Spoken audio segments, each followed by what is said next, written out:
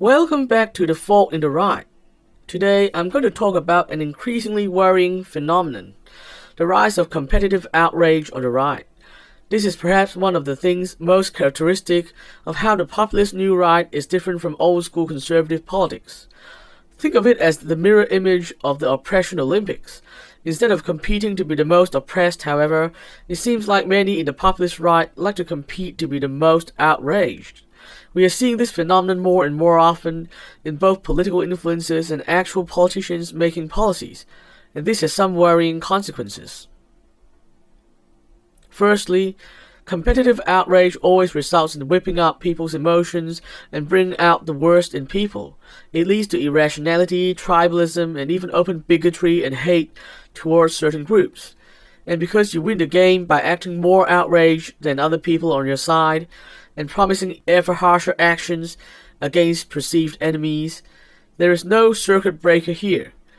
Nobody can call out others on their own side for going too far, because they would be perceived as weak and also lose the game of competitive outrage by definition. Hence, things can only get angrier, more irrational, more detached from reality, and more outrageous as time goes on.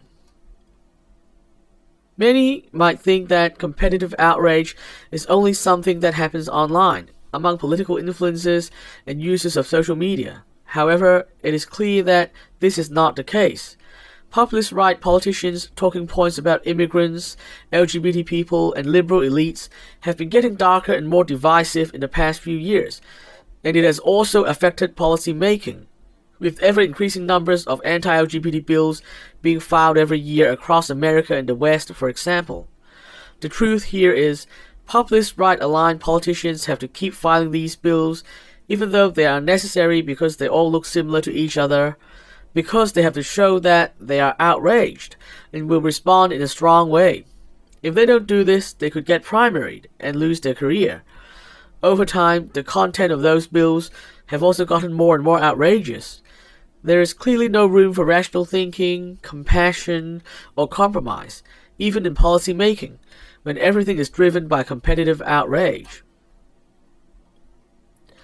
The ultimate effect of competitive outrage is likely going to be the total triumph of reactionism in right-of-center politics and the complete death of organicist conservatism.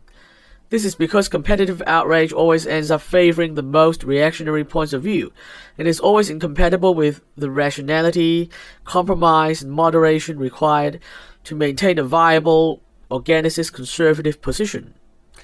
Given that, as I previously analyzed, organicism is important for the maintenance of freedom, while reactionism is fundamentally incompatible with individual liberty, the triumph of reactionism over organicism on the right is going to have very adverse impacts on freedom. Therefore, I believe that, for the sake of defending freedom, we need to take a very firm stance against competitive outrage. Not only should we make sure that we are not playing that game ourselves, I think we actually need to call it out whenever we see it, to prevent it from being normalized any further.